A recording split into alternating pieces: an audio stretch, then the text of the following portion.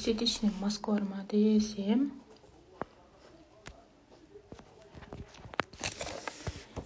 эстетичный маска тауып алдым. Қалайсыздар? Кеш жарық. Ауыздарыңызды ашып болып, жақсы болып шүкір деп отырсыздар ма? Әдейі ауыз ашқаннан кейінгі уақытқа қойдым. Сағат 9 болса одан бетер кеш болып кетуі мүмкін. Ал негізі таңертең қоям ба деп жүрген, бүгін болмай қалды. Сабақ өтіп алайын да, мен ойнай тұршы. Қазір білмеймін.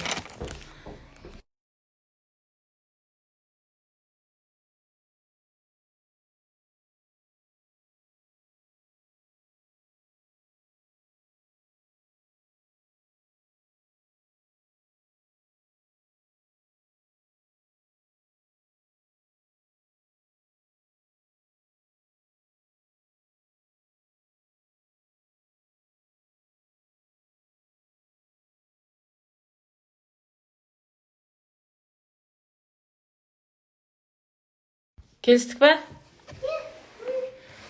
Так, балам екеуміз ғана, ол қарайтын ешкім жоқ, сол себепті қасымда жылап кетті. Соны тыныштандырып. Мен сіздерге осы алдынан бері жазудың маңыздылығы жайлы айтам деп жүрдім. Эфирге көп болған, осыдан 5 жыл бұрын көп шығатынмын, одан кейін эфирге шықпай кеттім. Бір жағынан білімнің зекетін беру дейді ғой, ақысын беру мақсатында, екінші жағынан осы эфирге шығып үйрену барысында мен қайтадан осы эфирді қолға алайын деп шештім. Бұл 3 күндік сабақта сіздер не үшін жазу маңызды? Мен өткенде осы идеал күнді жазып жүріп, біз үйлі болдық деп жазған кезде көпшілігі менен сұрады. Одан да алдын мен күнде осы жазып жатқандарымды айтады, сұрайды, сен күнде не жаза бересің, осы 13-14 дәптерге не жазасың деп барлығы сұрайды. Соны бөлісу мақсатында осы 3 күндік тегін эфирді жасағым келді. Жазудың негізі маңызы өте зор, бұл біздің өмірімізде. Сол себепті соны да бірінші тақырып ретінде қойдым. Конспект алып, негізі жазып отырған ең дұрыс екен. Қандай да бір ақпаратты естіген жағдайда оны жазып алған өте жаңа тиімді және сіңімді болады. Адам мені қазір информация өте көп заманда, біз жазбасақ көп нәрсені ол миымызға сіңбейді, содан кейін ұмытып қаламыз, мида каша болады деген сияқты. Сол себепті міндетті түрде қай нәрсені естісеңіздер де жазып алғандарыңыз дұрыс. Тіпті кітап оқығанның өзінде түсінгеніңді жазып алған өте жақсы болады екен. Эфирді сақтаймын, сақталса сақтаймын берді. Содан кейін міндетті түрде осы не үшін жазу маңызды екен мен сіздерге айтқым келеді. Себебі мен өзім осыдан 3-4 жыл бұрын мен осы жерде сол тегін марафоныма қатысқандар да бар. Сол кезде мен 137 адамға өмірі өзгеруге алғашқы қадам деп марафон жасаған болатын. Сол кезде көптеген әйелдер өмірлерін өзгертіп, көптеген жақсы жаққа өзгерген болатын. Ол кісілердің отзывтары бар, бұйыртса шығаратын боламын.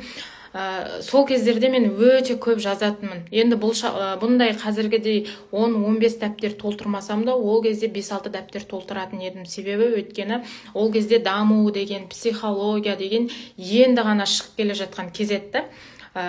Ол кезде жазатын менің тек қана шүкіршілік, жоспар, арман деген сияқты сол 3-4 ғана жазатын.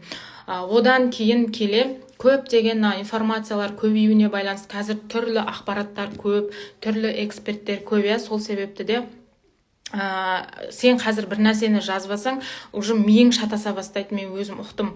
Одан кейін мен тұрмысқа шықтым, балалы болдым, мен уже жазуды тастап кеттім. Оған дейін мен қатты прям жазуды күнде алып жүретін, міндетті түрде ұйықтамай күнім ұйықтауға көзім ілініп бара жатса да мен міндетті түрде шүкіршілігімді жазып жазатынмын, ертеңге жоспарымды жазып жазатынмын. Аяғым ауыр болған кезде, босанған екен балам 40-мнан шықпай міндетті түрде кешке шүкіршілігімді жазатынмын. Одан кейін ертеңгі жоспарымды, армандарым бәрін жазып жазатынмын да. Бұл нәрсе қалай мен балам уже жүріп бастағаннан кейін мен уже бала тәрбиесіне, баланың күтуіне ала бер. Баланың күтуіне келген кезде мен игере алмай қалдым да, менде опыт жоқ, тәжірибе жоқ болғандықтан мен уже өзімді дамытуды тоқтатып тастадым, шыны керекші. Сөйтіп менде содан уже кризис деген басталды ғой. Мен ештеңе жазбаймын да, бірақ көп нәрсе оқимын, жаңағы кітап оқимын, осылай информациялар көремін, Инстаграм, Ютубтан. Бірақ мен ешқайсысын жазбаймын, ештеңе жазбаймын. Просто миыма бүйтіп толтыра беремін. Уже менде андай, қалай айтсам болады, банкі деген толып тасып атады ғой, сондай болды, каша болып, былық болыпшы.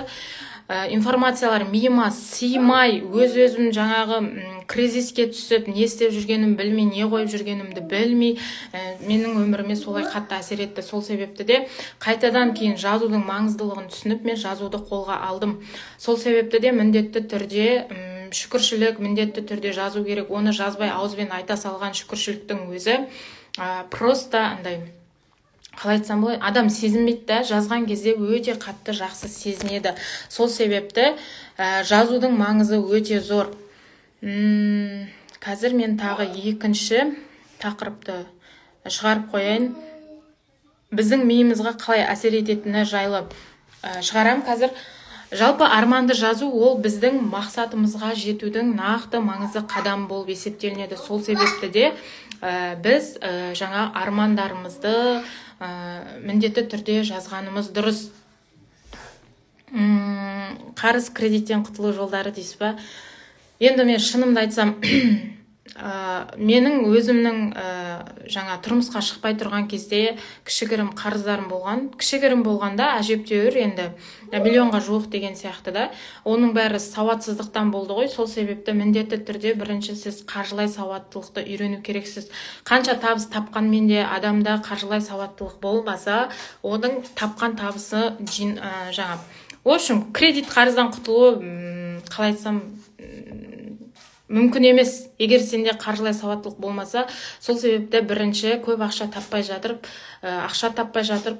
қаржылай сауаттылықты меңгерген дұрыс екен. Мен өзім биыл ең үлкен, ең мықты адамнан, өзінің 40 миллион капитал жинаған, наличкаға машина алған, 13 миллионға ма, сол кісіден білім алдым. Жалпы сол жерде стратегияны мен өзім алдым. Ең бірінші ол қаржылай сауаттылық керек екен. Және сонымен қоса міндетті түрде дін жағынан болғанда қарыздан құтылу дұғаларын, яғни Алламен байланысты реттеу керек екен ғой, мен өзім түсінгенім. Сол кездерде мен өзім сол 1 миллионға жуық қарыз болды ғой, одан мен сол кезде қалай құтылдым. Шынымды айтсам, ол кезде менде қаржылай сауаттылық аса қатты болған жоқ, бірақ маған опыт болып тиді. Мен өзім анандай адам, біреуден 1 теңге қарыз болсам да, соны сразу қайтаруға тырысам. Өйткені біреуден қарыз болсаң, ол ертең ақыретте қиын деп айтады ғой, соны естігендіктен сол себепті мен 1 теңге қарыз болсам да тіпті қайтаруға қатты асығамын. Одан кейін психологияны оқып жүрген кезде мынандай нәрсені естігім. Бірінші адам эмоциямен қарыз болады да. Қалай айтсам болады, ұмыт қалдым ғой, негізі қарыз темасына кетіп қалдық қой. Оны бөлек эфир қылып өткізсем де болады. Енді бірақ аяқтай салайын сұраған сонша. Адам бірінші мынандай сөзбен қарыз болады ғой адамдарға. Содан кейін барып материалдық жағынан қарыз болады. Мысалы, ол өзімнің тәжірибемде де өтті, өзім басымнан да өтті. Көп адамдарға біз уәде береміз. Ой, мен саған ертең байып ақша тауып кетсемші, мен саған мынандай нәрсе әперемін дейсіз, мысалы, сіңліңізге. Ертең мен ақша тауып күшті болып кетейін, мен саған мынандай нәрсе әперемін, мен саған рахметімді от души айтамын ғой, сол кезде мен саған 100 000 теңге беремін деп ауызбен айтып қоясыз, жоқ нәрсені уже сіз қарызға кіресіз ғой. Көп жағдайда сол мен өзім басымнан өткен, содан мен қарызға кіргенмін. Көп адамға уәде беріпті, одан кейін барып сол бірінші эмоциональный қарызға кіре бересіз, одан кейін барып неге кіресіз? Материалдық қарызға айналады, ол уже ақшалай қарыз боласыз ғой сіз адамдардан. Одан кейін мен бір ұстанатын бар ғой, біреуден бір нәрсе артық алмауға тырысам, біреуден 1 теңге қарыз алмауға тырысамшы, сразу ақшасын алдым ба, мысалы 101 теңге бердім ма, ол маған мен 100 теңге сұраса, мен 101 теңге қайтарамшы. 100 теңге бере сал десе де 101 теңге қылып беріп қайтаруға тырысам. Одан кейін барып міндетті түрде садақа беріп жүрген дұрыс. Бұл жерде айтайын деген, мен өзім былтыр практика жасадым, как раз оразаның күні ғой, қазір жасасаңыздар болады.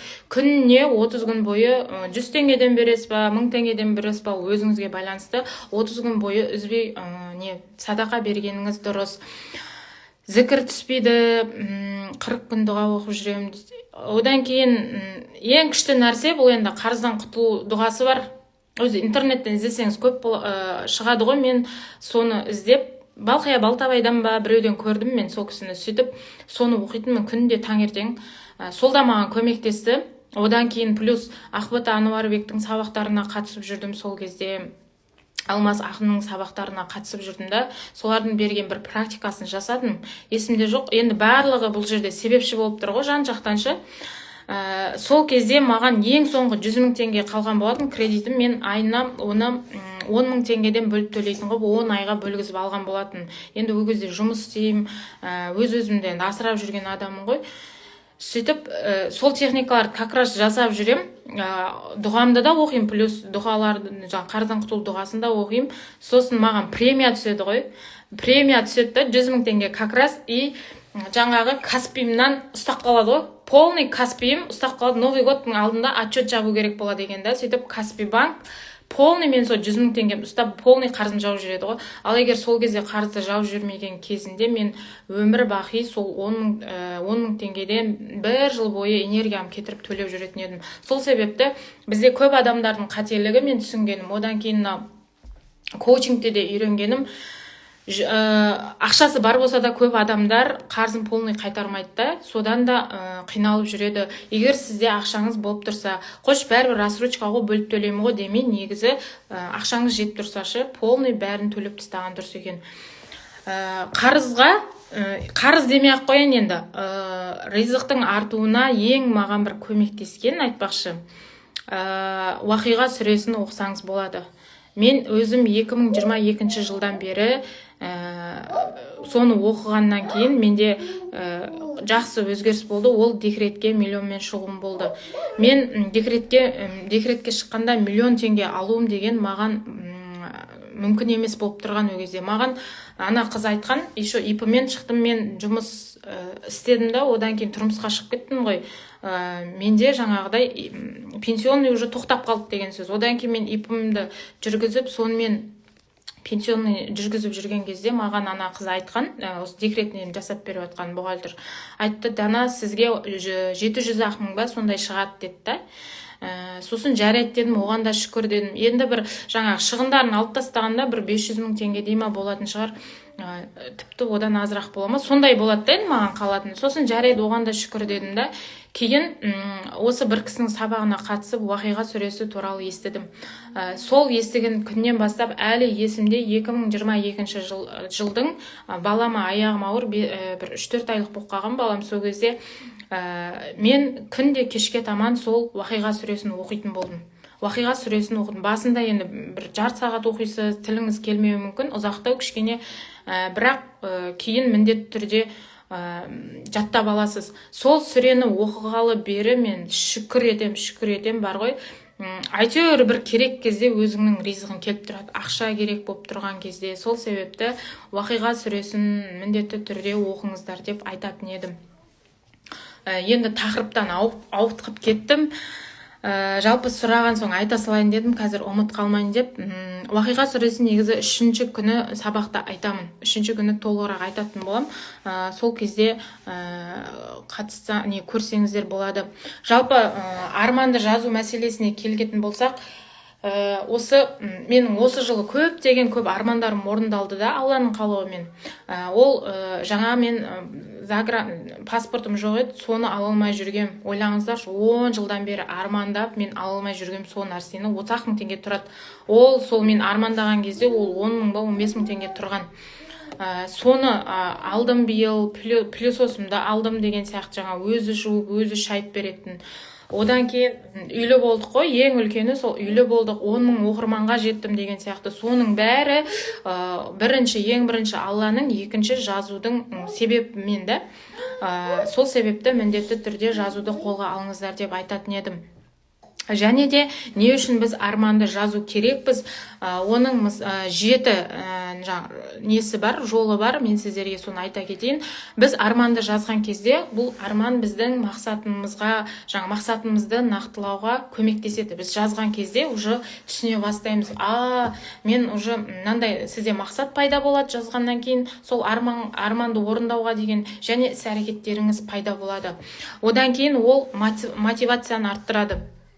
Жалпы кез келген адамның өзінде болады ғой, мотивациясы ішінде болады ғой. Сол себепті міндетті түрде сізде мотивация болады. Мен осыны жазсам, мен осыған жетеді екем ғой деген сізде мотивация пайда болады.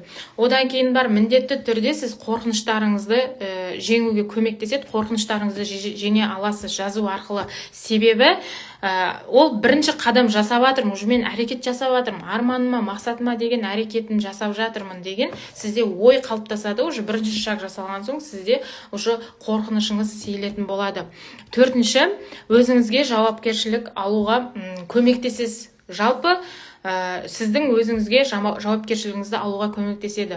Все, арманыңызды жазған екен, сіз уже оны ізденіп, қалай жүзеге асырам деп өзіңізге жауапкершілік алып, ізденіп, әрекетін жасап, солай қимылдай бастайсыз.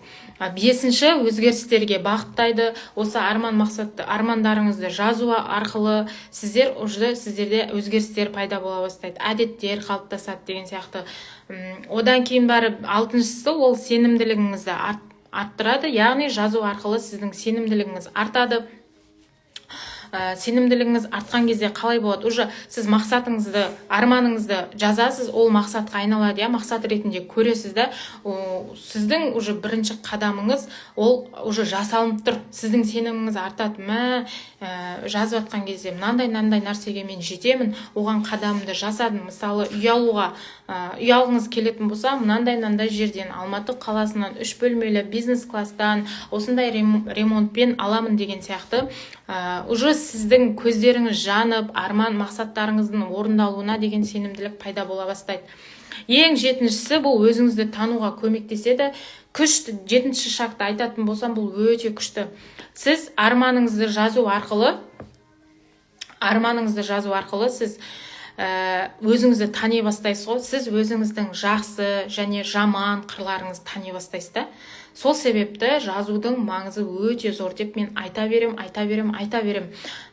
Мысалы, қандай әдеттер жасап жатқаныңызды өзіңіз білесіз. Жазған кезде қандай армандайтыныңызды, нелер ұнайды сізге.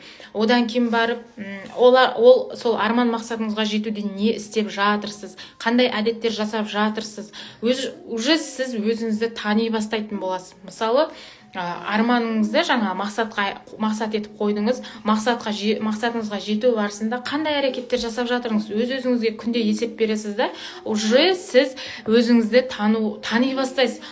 Мен бүгін мынандай әрекет жасап жатырмын, мен бүгін жоспар жасап жатырмын ғой деп өзіңізді тани бастайсыз.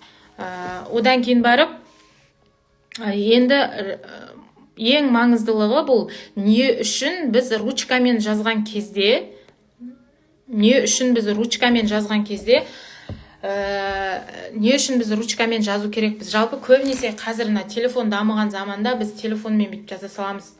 Телефонмен жазған кезде ол дым біздің миымызға ешқандай сигнал бермейді. Сол себепті біз ручка бар ғой, ручкамен жазу өте маңызды. Себебі мына жерде көріп тұрсаңыздар, көк тамырларды көріп тұрсыздар. Осы көк тамырлар біздің миымызға сигнал болып барады. Көрдіңіздер ма? Мына біз жазған кезде, армандарыңды, мақсаттарды бүйтіп жазған кезде, сол біздің саусақ ұштарымыз арқылы, тамырлар арқылы миымызға сигнал болып барады да, бұл арман мақсатымызға жетуге оңайлата түседі. Яғни миымыздың әрекетін көбейтуге, миымыздың жұмыс жасауына көп ықпалын тигізеді. Сол себепті міндетті түрде ручка, қаламмен жазу керек біз дәптерге. Телефонға емес, телефонға жазған бір бөлек, бұл ручкаға жазған бір бөлек. Сол себепті де жазу өте маңызды, мына ручкамен жазу өте маңызды. Тіпті мына кішкентай балалардың өзін байқасаңыздар, туылған кезінде айтады, мына саусақ ұштарымен моторикасын дамытуға көп жұмыс жасаңдар, моторикасын дамытуға көп жұмыс жасаңдар деп айтады бізге, врачтар. Не үшін? Себебі олардың саусақтарымен жұмыс істеген кезде олар майда заттарды алып, миғыларына сигнал барады. Тамырлары арқылы, мына көк тамырларды көріп отырсыздар ғой, сол бүткіл саусақтарымыздың, қолдарымыздан бастап миымызға дейін жалғасқан. Сол арқылы біз өзіміздің миымызға сигнал береміз, мидың жұмысының жақсаруына әсер ете аламыз. Сол себепті де міндетті түрде қолмен жазу керек. Және де мен сіздерге қазір көрсетемін мына жерде. Міне, өздеріңіз көріп тұрғандай, осы жерде біздің қимылдарымызда, қолымыздың қимылы арқылы көк тамырлармен барған миымыздағы тамырларды міне жерде анықтап, мен сіздерге әдейі суреттерін қойып қойдым. Міне осы көк тамырлар көрдіңіз ба, миымызға дейін жалғасады. Қолымызбен бірге миымызға дейін жалғасады. Сонда біз жазған кезде кәдімгідей миымызға жазып жатамыз ғой. Ручкамен емес, телефонмен емес, ручкамен жазған кезде кәдімгідей біз миымызға программа жасай бастаймыз. Жазып атқан кезде армандарды, мысалы мен осындай дәрежеге жетем, осындай жетістікке жетем, осындай үйді аламын, осындай машина аламын, осындай наличкаға аламын деп жазып жатқан кезде біз өзі миымызды программалаймыз. Түсініңіздер ма? Мына тамырлар арқылы бізге ол жетеді. Сол себепті де міндетті түрде мен айтамын, жазудың маңызы өте зор.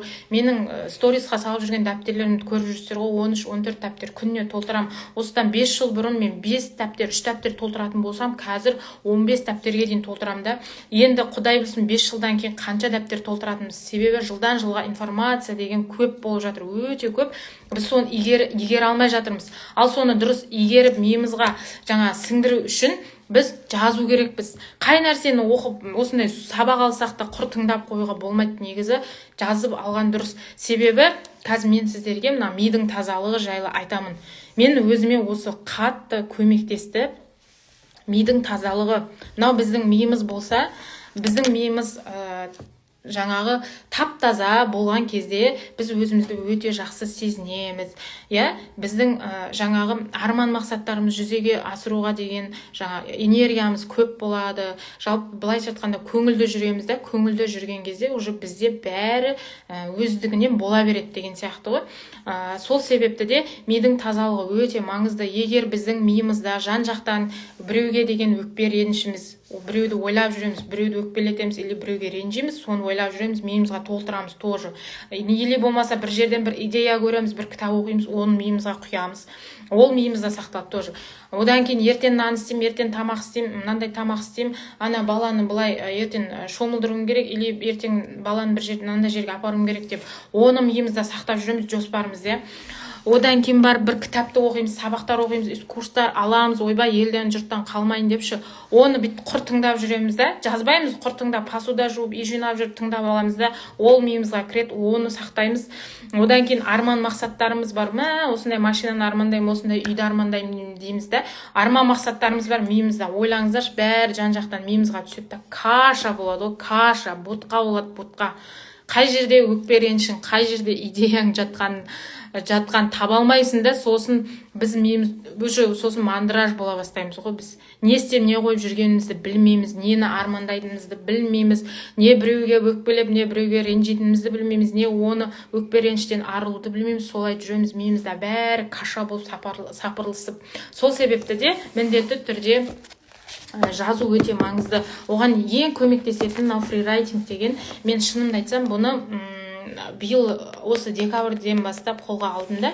Осыны алғалы бері, осыны жазғалы бері өте жақсы менде миым тазаланып қалды. Кәдімгідей миларыңыз босап қалады ғой, ойлаңыздаршы.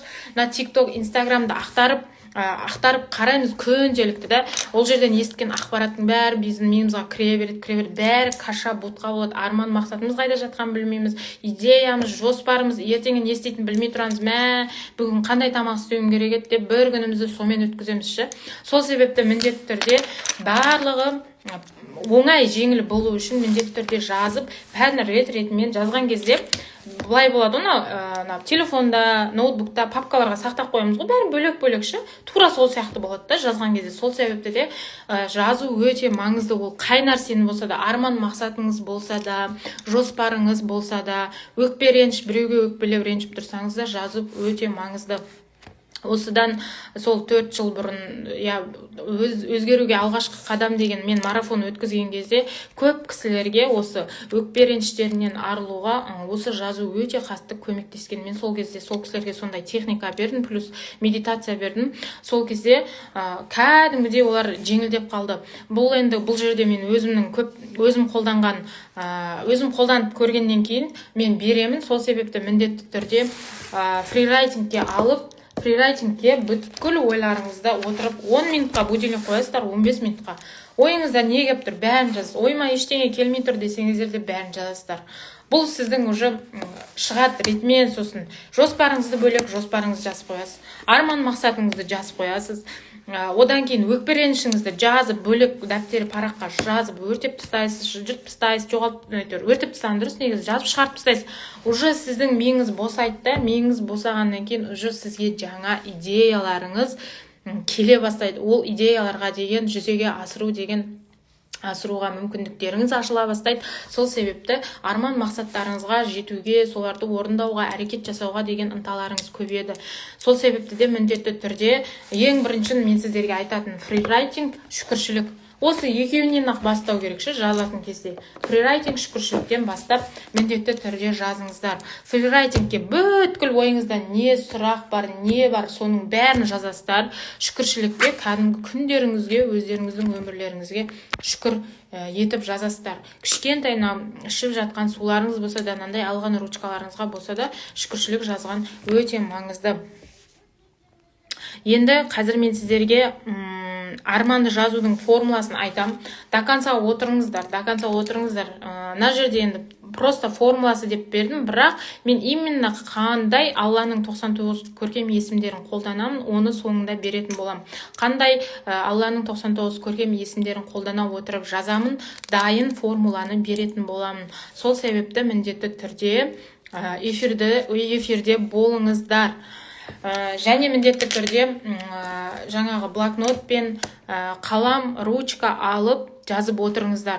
Енді арманды жазу формуласы міндетті түрде бисмиллах деп Алланың атымен бастаған өте дұрыс. Енді мен көбінесе жазам, өзім Алланың атымен бастаймын деп қазақшалап жазамын. Және де дәретті болу өте маңызды, себебі бұл дәрет деген өте жақсы дәрет алып жүрген. Біз бұны кішкентай нәрсе болса да көп көзге іле бермейміз. Дәрет алудың маңызы өте зор, сізді қорғайды, тіл көзден, сондай жаңағыдай аурулардан, жаман нәрселерден, жаман әдеттерден, жалпы бәле жаладан, сондай нәрседен дәрет жақсы қорғайды. Сол себепті міндетті түрде желательно дәрет алғандарыңыз маңызды. Дәретпен жазған өте дұрыс. Дәрет алып таза болып, солай ниет етіп жазғандарыңыз дұрыс. Үшінші қадам, ол міндетті түрде Алланың 99 көркем есімдерімен жазсаңыздар. Мен өзім шынымен осыны үйренгелі бері менің көптеген армандарым орындалышы. Мен оған дейін как попало жазып жүрген екенмін ғой деймін. Енді батыстың ілімін, психологияны оқып бастап, соған сүйен жазып кеттім да. Мен негізі барлық нәрсені біздің өзіміздің дінімізде, Құранымызда жатыр екен ғой. Сол себепті міндетті түрде Алланың 99 көркем есімдеріне сүйене отырып жазған өте жақсы болады екен да. Әл-Муғни, Әл-Ғани, Әл-Вахаб деген есімдер бар. Бізде Әл-Муғни деген байытушы, Әл-Ғани деген ешкімге, еш нәрсеге мұқтаж емес, бай. Әл-Вахаб деген сый беруші деген есім бар Алланың 99 көркем есімдерінің ішінде. Сол есімдерді қоса отырып жазсаңыздар өте күшті болады. Және де одан кейін барып Алладан міндетті түрде кешірім сұрай отырып, 5-ші қадамы салауат айтып, салауат жазып негізі. Солай мен жазамын. Осы жазған армандарымның барлығы орындалғандары, Аллаға шүкір, орындалатындары бар әлі алда. 2 жылдан бері мен қалыптастырғаным, 2,5 жылдан бері осылай осы формуламен мен арман мақсаттарымды жазып келемін. Негізі біле білсеңіздер, екі салауаттың ортасында армандар қазір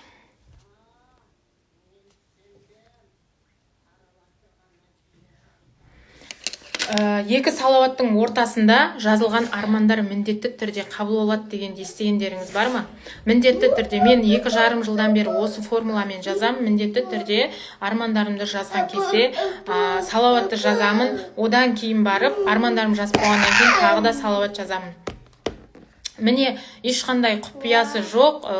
Сол себепті осы формуламен жазсаңыздар өте 100% деп айтайын, көмектеседі армандарыңыздың жаңағы Алланың қалауымен орындалуына көмектеседі. Міндетті түрде иншалла армандарыңыз орындалады.